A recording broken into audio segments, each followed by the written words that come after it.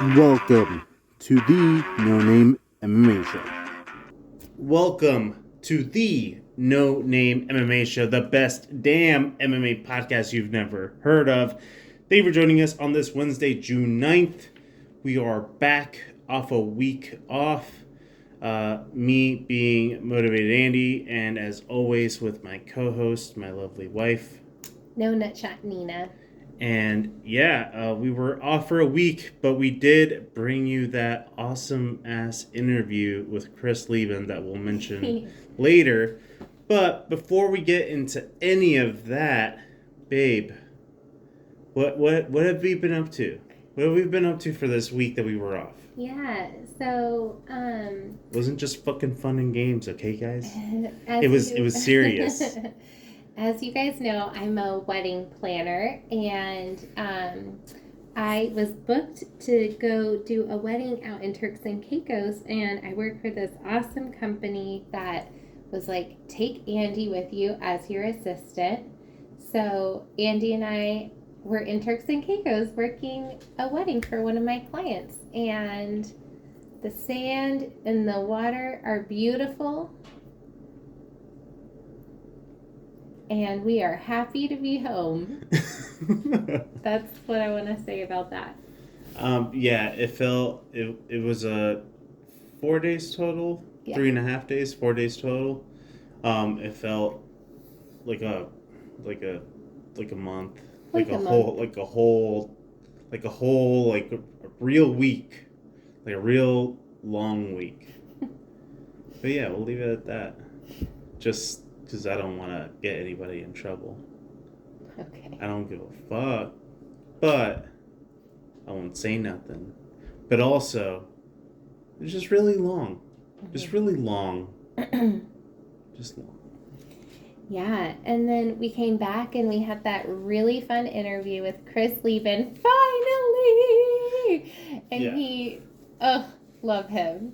Had such a good time talking to him. I think I was mentioning interviews for the show a while back, and that's who we were planning on interviewing, and we had, I had the graphics ready and everything else. Yeah. And whenever we had it scheduled was when he actually figured out that he had COVID. Right.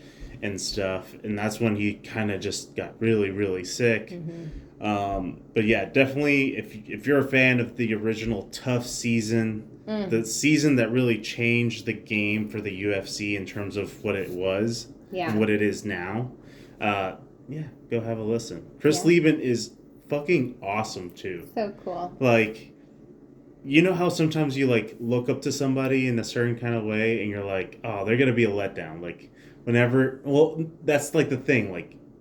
You're always don't want to meet your heroes. Yeah. Got you. And he just fucking awesome, such chill, a cool guy, such a cool guy. If you don't get to listen to the interview, it's breaking news. It's breaking news for tomorrow. So try to listen to the interview before tomorrow. Yeah.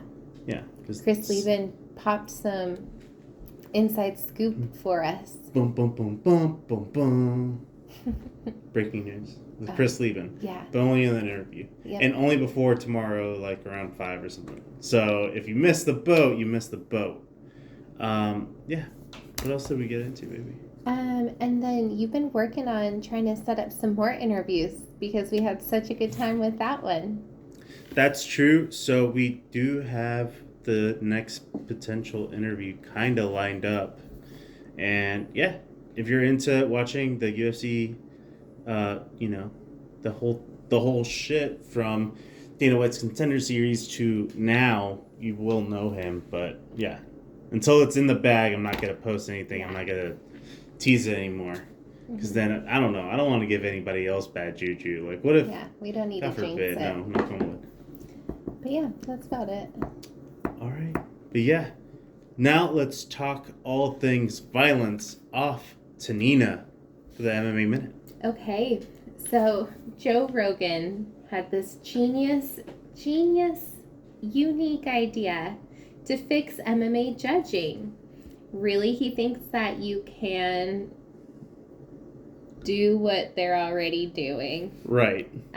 So please please quote him. Yeah. Because this man, deadass, said this to Aljamain Sterling on his podcast. Like he was thinking of like the newest, craziest thing. And it's like, no, that's the current.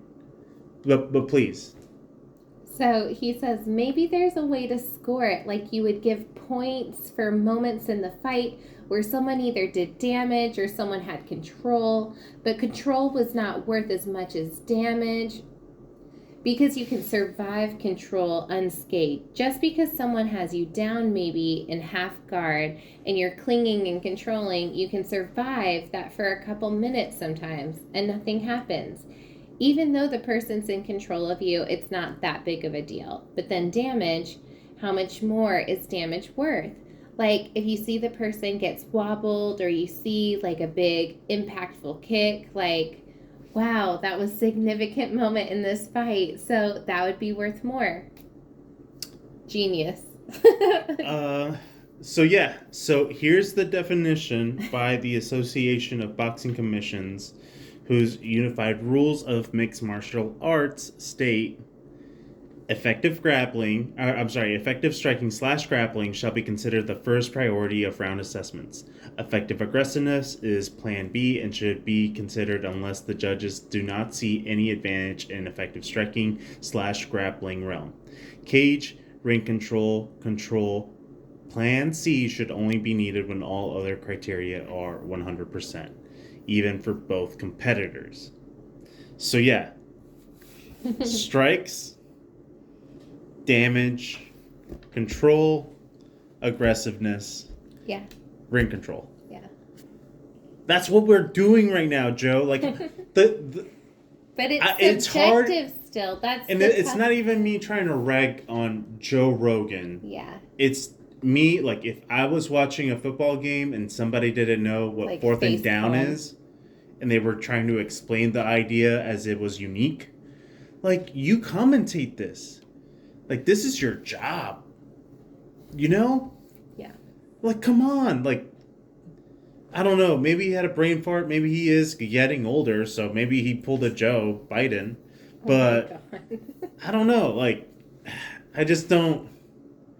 How do you not know how to fucking score a round? Because him saying that it's a unique idea means that he doesn't know the current stipulations. Yeah. So that means that he hasn't been scoring rounds like that.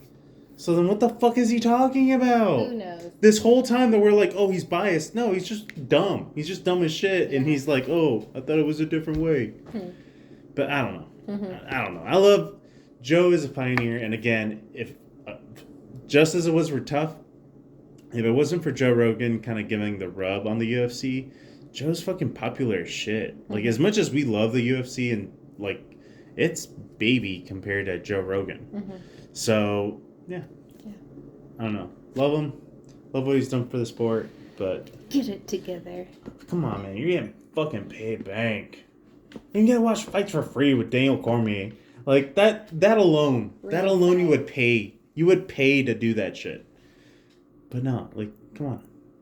Speaking of Daniel Cormier, he is taking Joe Rogan's advice to no longer care about criticism and claims of bias. Yeah, so for Daniel Cormier, he's been feeling some type of way about the fans kind of saying that he's biased when he's talking about fighters that are from AKA or that he knows. And... again, it's one of those things where I think they both view it a different kind of way. Yeah. In terms of what isn't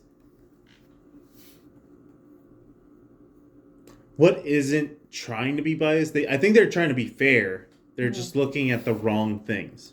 Yeah. And that's where sometimes they'll dig into something and just feed off that one thing because they are not the greatest commentators. I mean, but they're entertainers. But that's the thing, is like, I need you to know, like, I need you to tell me what's going on objectively. Yeah. And that's where I think they do riff off each other a little too much. Sure. They just, they're watching fights. Sure. But also that's very easy for me to say. I'm not in a seat for 7 fucking hours, looking at every fucking thing, being attentive as fuck. Because not only do you have to be speaking, you also have to be dissecting what's going on, and then, you know, talking and making an opinion of somebody for 7 fucking hours. Yeah. So, you know, it's easy for me to say it's being biased or whatever, but at the end of the day, we're all human after all. And for fighters to kind of be like, oh, they're biased or bullshit, blah, blah, blah. And like Dominic Cruz calling out DC, it's like, yeah, but also like that's their way. Like, also, shut the fuck up, Dominic Cruz. Who cares what you have to say? Moving on, UFC's Marlon Vera swarmed by kids in Ecuador while picking up his nephew from school. He's been in Ecuador and went to go pick up his nephew from school when he was swarmed by all these kids and took pictures with everybody. Yeah, so he's been in Ecuador for a minute. I think he went to go visit like his old soccer field where he knew like this guy that he really looked up to, and he got to play soccer with him. And it's been kind of cool seeing him like being lauded as like like somebody that's worth a damn. Right. And fighters don't get that treatment a lot. Like a lot of American fighters, like, we don't give a fuck about you. But like in special places like Ecuador, like Francis, Cyril Gane in France, like these different little pockets of MMA where you're like, you're not even just fighting the odds to get in the UFC. You're fighting the odds just to get out of your country to do what you love. Right. So, yeah, it's just cool to see kind of heroes, like fighters become heroes in a certain kind of way. Yeah. And Marlon, I mean, that's the dude that if it were to happen to anybody, it would be Marlon. Let Cheeto. Yeah, be so that man. Cheeto Vera's the shit. Along with that, and what you had mentioned before, Cruz versus Vera is currently in the works for August. Dang. So we might get to see those things kind of happen the way we would kind of want it. To see Cheeto Vera beat Dominic Cruz's ass. Oh, please, honey, let that happen. Luis Smoka says he's kind of excited to test free agency after parting ways with the UFC for the second time. He says, to be honest, I'm kind of excited to test free agency. He tweeted this out. The MMA landscape is changing a lot, and pretty soon it might be like boxing, where huge entities are roaming the globe, taking each other out. Sounds like it has the potential to be really lucrative for me.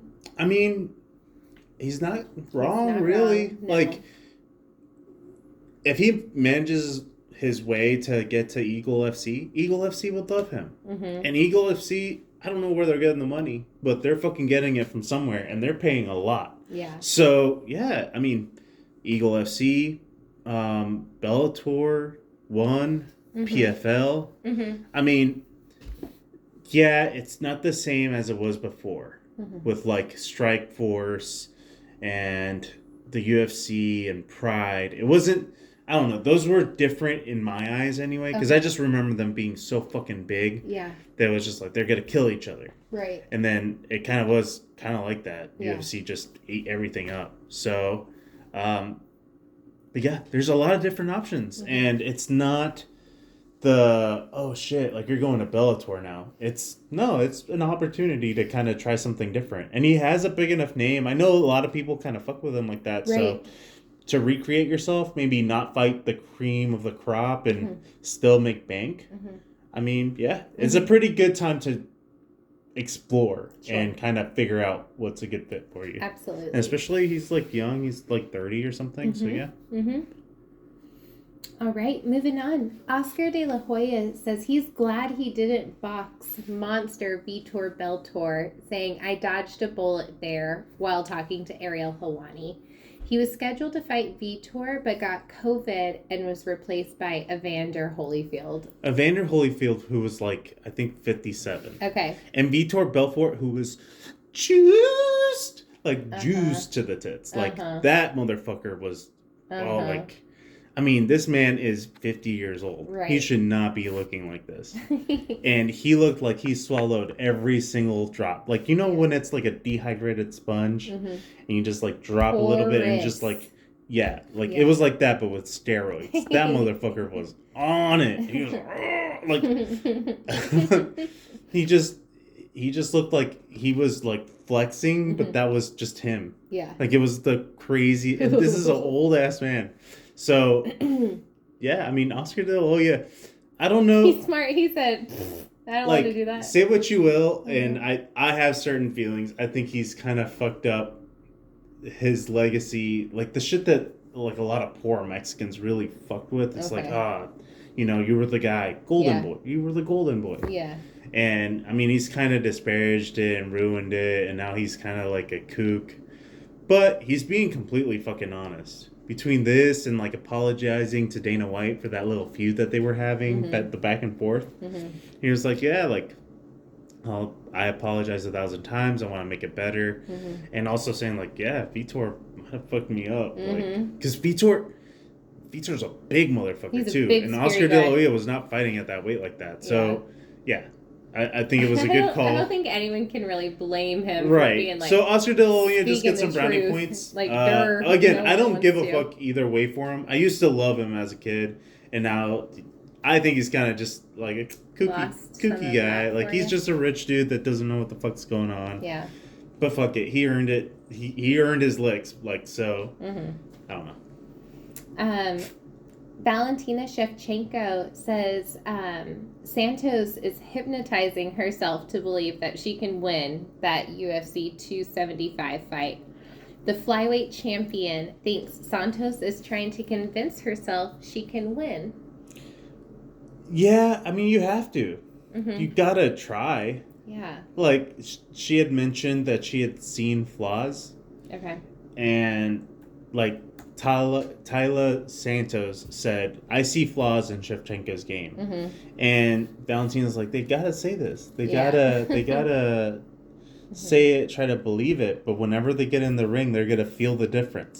They're gonna know. And it's like the dead, like, I'm gonna, like, like, I'll end you. I'll end your breathing. That look in her eye, just like, they'll notice. They'll notice when they enter the cage with me. This is crazy. So... yeah.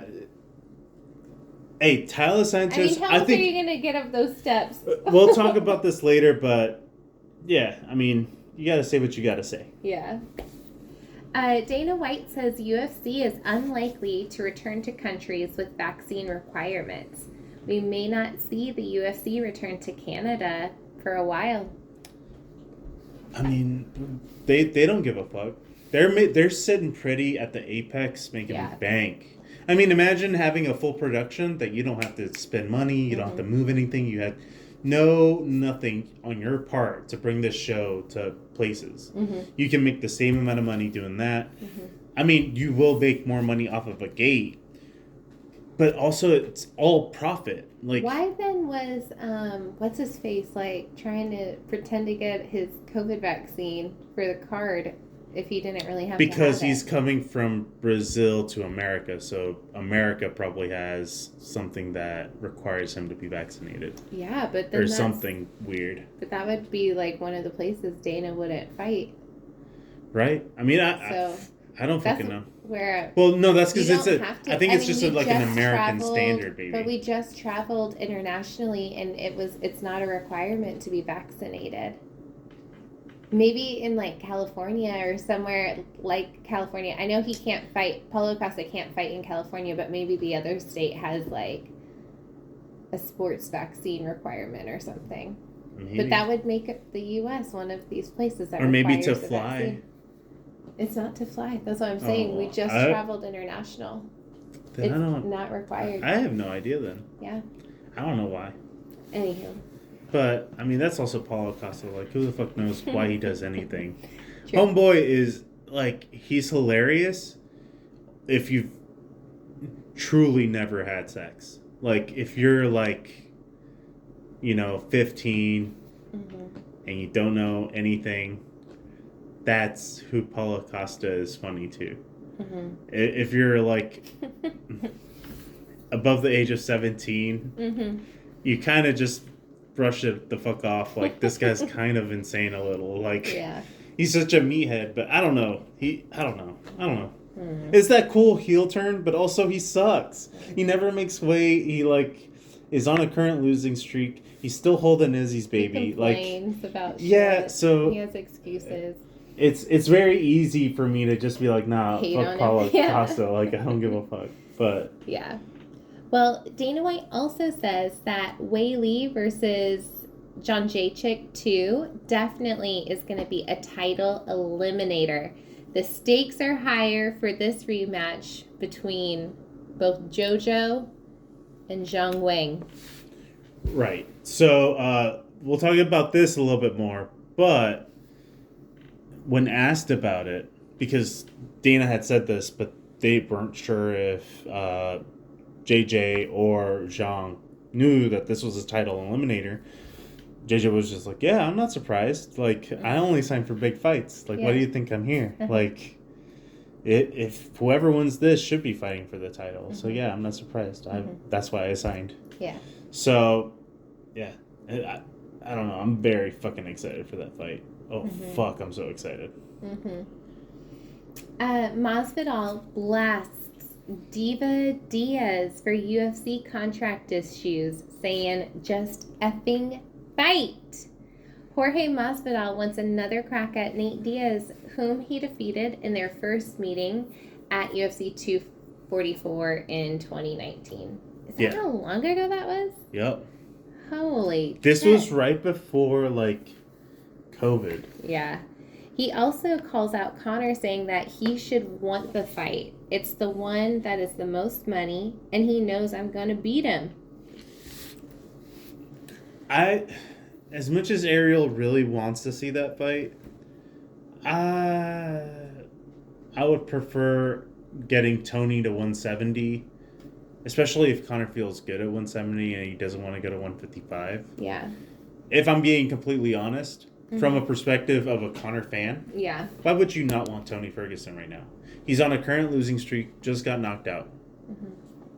I mean, that if you're looking at it from that kind of perspective, like, this is the biggest name at their weakest point. This is a good gimme fight. Yeah. I think Tony Ferguson, like, is not to be thought of in that way. That knockout was insane. But also, that knockout was fucking insane. Nobody saw that shit and coming. third of all, that shit was insane. Yeah, so, like, that just doesn't happen. It's not like he got caught with something that he should have seen coming. Yeah. He would, again, punted. So... that we shall not speak. But that's where I mean, like, Tony Ferguson, I think, is a dangerous foe. But if I'm viewing it from a Conor fan, this is also the weakest El Cucuy is ever going to be. Yeah. So why not? Well, Mike Tyson has something to say about it. McGregor should build his confidence back up in a UFC return. Boxing legend Mike Tyson believes that McGregor should take a few tune-up fights when he returns to the UFC. Yeah, why not? Tony, and then maybe RDA. That fight never happened. RDA's a little bit older. Yeah. Connor's whatever the fuck he's doing. I don't know. He's partying and shit. He's on his yacht in the yacht gym. I mean, it's cool as fuck, but that doesn't mean you're going to do good in a fight. Yeah. Like, just because you have a gym in your yacht that's $2 million doesn't mean you're going to do a good job. I mean, you haven't been. So what's different? It's just on a yacht. Like, that's what I mean. Like, it's just the disappointment with Conor. Yeah.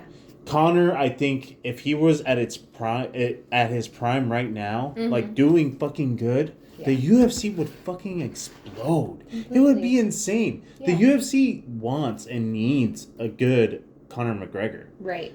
But are you going to get that while he's drinking proper whiskey, even though he said he was going to stop drinking it 3 months ago? Are you going to get that while he's kind of doing whatever the fuck he wants, going to parties? Yeah. I'm just saying, like, that's not the life of a fighter that's going to be winning the championship at 155. Because I guarantee you, Charles Oliveira is not doing that shit. Dustin Poirier is not doing that shit. Justin Gaethje is not doing that shit. Everybody that's in the top 5, Beneil Dariush, not doing that shit. Yeah. Like, You can keep on going down the list. None of them are doing that shit. Yep. So, yeah, you can also say that Conor's gifted. He is amazing. He had that talent and that speed at 145 when he was, almost 10 years younger. Mm-hmm. Now, at 155 or at 170, for a guy that pretty much all you got to do is last past round 1, and you got it. Yeah. Or you fucking kick his leg. Because that fucking happened. Mm-hmm. So, yeah, I just... Yeah. It just sucks because of what could have been. Right. And because of the disappointment. Because when he was fucking doing the shit, yep, it was fucking good. It was amazing. Mm-hmm. But now, not so much. That's it. Yeah. But yeah, that's it for the MMA Minute. Over to Mr. Motivated Andy for It's Time. All right, so first, let's talk about the main event leading up to the UFC event in Singapore with Glover Teixeira and Jiri Prochazka fighting for the light heavyweight title. So this is going to be Glover's first defense at ripe old age of 42, the oldest first-time champ. He is on a 6-fight winning streak, winning 5 of those by finish. Jiri, however, is on an 89% finish rate through 28 fights. Mm-hmm. So a lot of people just know him because of the 2 knockouts that he had in the UFC. But this motherfucker's been doing it for a fucking minute. Yeah. Just not in the UFC. Right. So he first finished Volkan Ozdemir, and he also did the 3rd spinning back elbow finish. That is before Molly McCann with the 4th one. Okay. Against Dominic Reyes. Do you think? So this is how the MMA sphere has kind of been going over this. Mm-hmm. There's 2 ways of thinking. Okay. Jiri Prochazka is this highlight reel knockout dude who leaves his hands down a little bit, but he's a fucking crazy person. Mm-hmm. And then Glover Teixeira, now a little bit older, relies a lot more on his jiu-jitsu, which just happens to be the best in the fucking division. So he's choking out motherfuckers. So a lot of people are saying Jiri by knockout should be kind of obvious, but then there's this subsect few that are like, well, Glover's submitting people. How likely do you think it is that 42-year-old Glover Teixeira is going to submit Jiri Prochazka?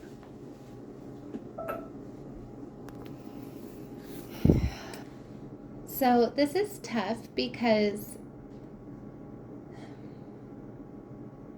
how cynical do I feel at the moment would answer that, I would love to see Teixeira choke him out somehow, submit him. Yeah. I think it is possible. I think it's also very possible for Jiri to knock him out. So are you saying this is more 50-50 than people think? Or? I think it is. I think it really could go... I could totally see it going any of those ways. So I feel like this is really a close fight. It could be Glover Teixeira with that, dad strength. It could be. That, it could be. Because the way Glover has been winning is not how he used to fight. Mm-hmm. He was very much a boxer that had really good jiu-jitsu, but he relied...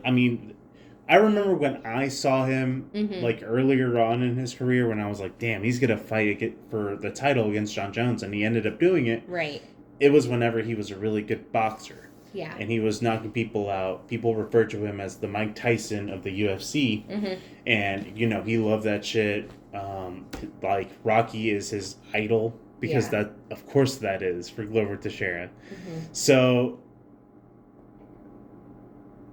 now, because of the kind of adjustment of him being older, maybe not taking a shot as much, not maybe being the fastest, he knows that a lot of people don't want to fucking wrestle. They don't want to do jiu-jitsu. Yeah. It is tiring as fuck to be wrapped around somebody and thinking and moving and pushing and pulling. Well, Jiri's been training. Yeah.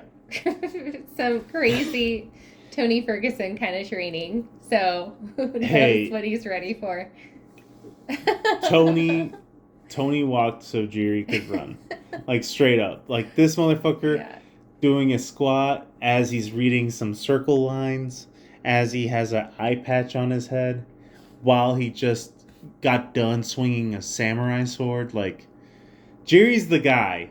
I'm just saying, Glover's been in it for a minute. And you know what they say, like, be wary of old men in a profession of the young.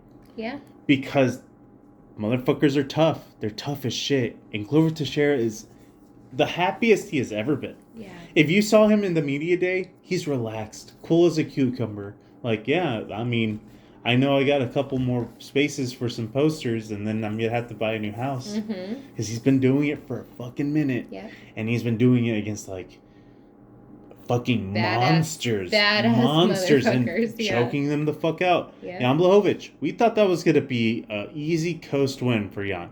Yeah. Nope, not at all. Not at all. Tide turned real quick. So, do I think Jiri Prochazka is going to win by flying knee? Maybe, because that motherfucker is insane. Do I buy the hype of Jiri? I do. Yeah. But we cannot deny Glover Teixeira That's what I'm saying. the credit that is due. It could go either way. Honestly, this is the fighting game.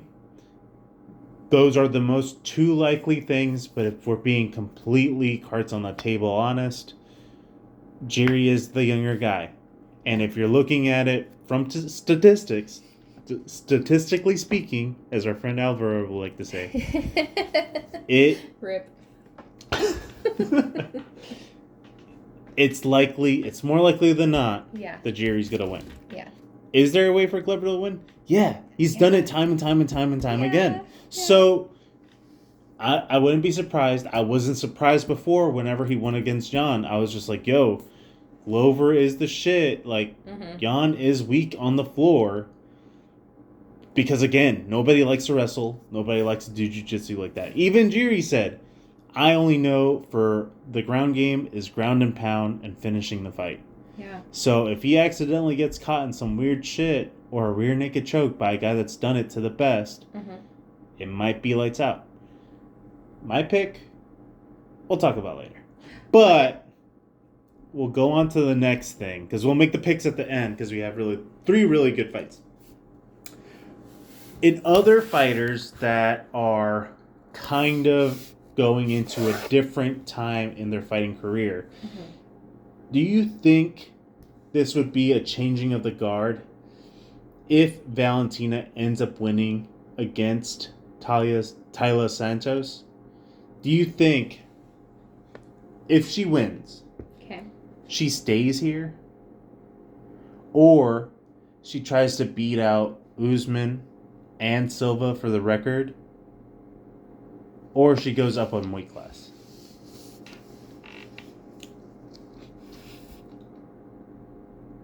Honestly, Valentina can do whatever she wants, but what do you think she does? She's hard to read, too, because, like, she's such a wild woman. Like, I can't tell, because she doesn't, like, call people out individually. So I don't know if she really wants, like, if her next challenge or her, like, goal, what her next steps are. You know, like, it's not like she's calling Amanda Nunes' name, you know, or... Yeah. So I don't really know. I don't know what she's thinking. I can't relate. I don't know what she's... What would you do?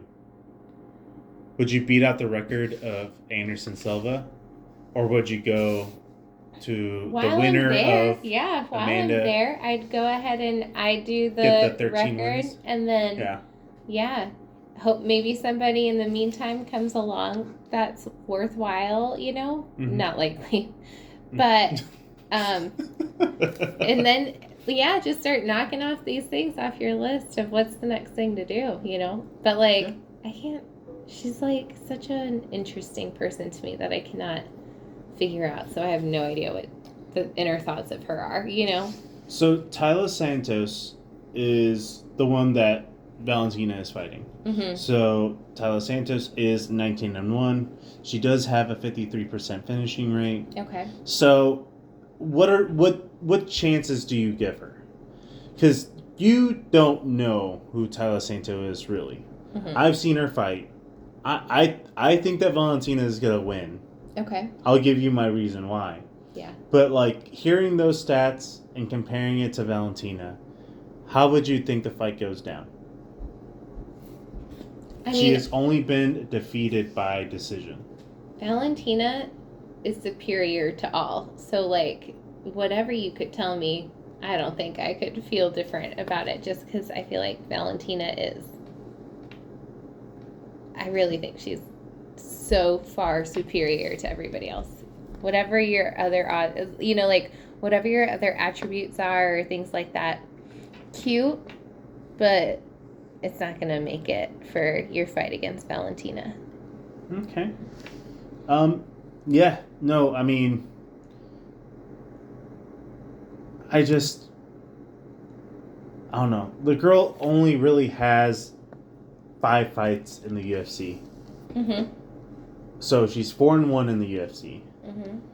And I don't know, just decisions against, I would say, far inferior competition. You're talking about Molly McCann, who up until recently wasn't really that good. I guess she's kind of good. She got a spinning elbow finish. But she wasn't really that good.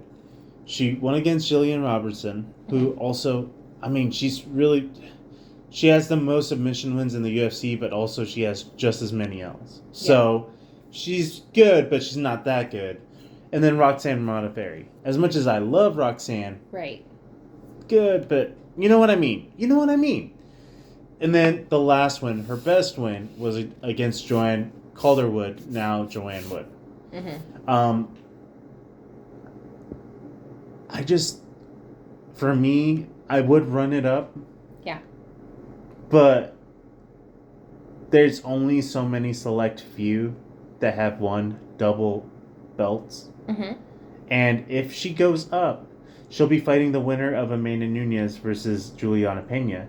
And if I think it goes the way I think it's going to go with Juliana Pena winning, why would you not want to try to snatch another belt? Yeah. Just real quick, get it from Juliana Pena, and then you can dip out, go back to your other weight class, or you can hold both. Yeah.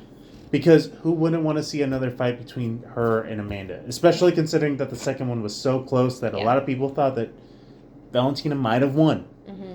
So there's just a lot of legacy implications. I just think running it up, it's going to be boring. Mm-hmm. It's going to be at some point. Yeah. Like, everybody can get caught at one point or another, of course. Right. But for Valentina, I think it's going to be, just easy street for a minute. Mm-hmm. Just at that weight class. Yeah. So yeah, why not go up to bantamweight for a little bit and snatch that belt? Yep. If Amanda loses. Yeah. Or if she wins. Like, fuck it. Like, it doesn't matter. Right. But yeah. All right. So now for the people's main event. Mm-hmm. And from what I've seen, I think it really is the people's main event. How do you feel about the fight not being 5 rounds instead of just the 3 that it's scheduled to be? I don't know why we're not doing a 5-rounder. Like, these bitches always go 5 rounds. Mm-hmm. I'm not happy about that. Yeah. I wasn't originally happy. To be honest, I was kind of like, what the fuck? Yeah. Like, why? I think it's good. Well, anyway. Yeah. I'll start with this original point. At first, I was very much, like, bummed. But, because it is shorter... Yeah. In theory, these motherfuckers can go they gotta even go. fucking harder. They gotta go hard. Because there's only 3 rounds. You would hope, yeah. And, man... Something's in my bones. Something in my bones is telling me there's gonna be a motherfucker laid the fuck out after that fight. I do not think they make it to the 3rd round at the end. I I don't think this comes down to a decision this time around. They are looking fucking shredded. Their abs are like fucking like 4 inches deep, like a crevice of muscle, like that's right. Fucking insane. Yeah. Like these women are gonna go ham, and they're gonna go ham. Maybe it doesn't end right away, but they're gonna fucking go ham for. They're down. Yeah. They're ready for a war, both of them. Mm-hmm. So I'm glad that this is going down like this. Who do you think has more to lose? Seeing as Zhang Weili is coming off of 2 losses against Rose Namajunas. Mm-hmm. And Joanna Jędrzejczyk is coming off the loss to Zhang Weili. Mm-hmm. Like, Zhang Weili's got more to lose, I feel like. She also hasn't been, like, a fan favorite for people because she sometimes just comes across maybe not the way she intended, you know? Yeah. Zhang Weili's, like, less loved, I feel like, in this matchup. You think so? Yeah. I think JJ's got more support. JJ might have more support, but Zhang Weili is the favorite. Yeah. I think she's favorite by 200. Right. I forgot what it was, but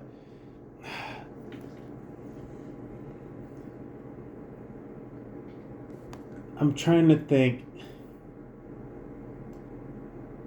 Do you over under? Mm-hmm. Does this deliver, or is this not going to live up to the hype? Is there no possible way that they can outdo what they did back before COVID?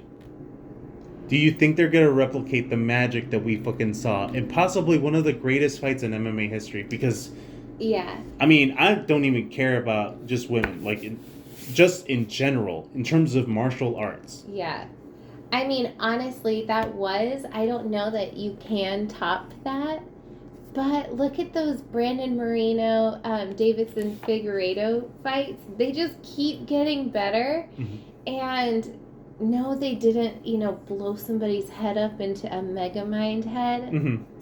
But I really hope it's like you said, that these 3 rounds, these limited rounds, really get just these fireworks? girls going. Yeah, I'm hoping that it is just fireworks. And I hope there is a laydown. I hope this is like a definite kind of like Somebody wins, somebody loses. That's it. layout Game to over. this. Game over to it. I don't know. Yeah. I hope so, but it's I'm trying to set a realistic expectation. All right. Sounds good. So, before we go, let's make our picks. Glover Teixeira versus Jiri Prochazka. Who do you have? I'm going to say Glover. I just am going to do it. Glover, do you think he finishes Jiri? I think he submits him. Okay. Valentina versus Tyler Santos. Valentina. Hello. All right. Zhang Weili versus Joanna Jędrzejczyk. I kind of think JJ's got it. You think JJ's got it? I think so. Okay. For me, I have Jiri Prochazka. Mm-hmm. As much as I love Glover, I think it's more reasonable to pick Jiri. It's the smarter decision. Right. As much as I think that, I also think it's going to be, Close. it could be Glover be winning by than, submission again. Yeah. Very much in the same vein that I was just like, yeah, Jan Blachowicz is supposed to be winning this. But Glover has been proving people wrong time and time again. So you can't really... You gotta pay respect. I'm not ready for Glover to step down from his championship belt, so I'm just sending all the good thoughts to Glover. Yeah, and I would love for his retirement plan to also win here and then rematch Jan for his final fight, possibly in MSG in December. Yeah. He's already got it planned out in his head. And if it comes close to that retirement for him, I would love... It would be awesome. Cool. But if it doesn't, I would be more than understanding because it's Jiri fucking Prochazka. The guy's a fucking madman. Oh my gosh, I know. So I am picking Jiri. Valentina. I got Valentina. I do think that Tyler Sanchez, though, is not to be overlooked. I do think that this will be a tough fight. I think she's long and lanky. But Valentina, however she wants it. Yeah, however she feels that day. Right. And then for JJ versus Zhang Weili, I had Joanna winning the first fight. Doesn't matter. Zhang Weili got the win. The champion, right? Now, Zhang Weili has a couple of losses. I want to see how much wrestling she's going to deploy, especially having trained with Henry, especially saying she's going to. But I don't know. It's a 3-round fight, and if you don't end up on the right side of a decision, especially if you're going to wrestle, I don't know. I don't trust it like that. Especially, again, it's a 3-round fight. Yeah. So, I want to say that it's going to be Zhang Weili. She's just a little bit younger. Joanna's been away from the game for almost 2 years, I think. But do I see Joanna winning? I think it's going to be a close fight. I think it will be somebody getting a knockout at the end of a fight. But I still think it's going to be a very competitive fight that anybody can got with any little thing. Yeah. Those are fucking 2 terrifying fucking women. Right. So I think it will live up to the hype. It just won't. I mean, it can't live to 5 rounds, so you can't get that. You're not going to get a championship at the end. Yeah. So let's just kind of limit the expectations in terms of what it can be. It can be Justin Gaethje versus Michael Chandler. Yeah. So why not let it be kind of like that? That's not fucking bad. That is not a bad consolation prize. So who you got? I have Zhang Weili. I have it by knockout. Okay. I mean, I'm going to say in the third. I don't think either of these women gets knocked out in the first or second. But I think they're going to fucking try. I think they're going to run right into fucking each other like 2 cars playing chicken. And nobody's going to budge. I think they're going to go to war. I hope. But that is it for this week's show. If I can say so, I do think it's our best episode yet. We would love to be here, talk shit with you. Or we are here because of you, or something like that.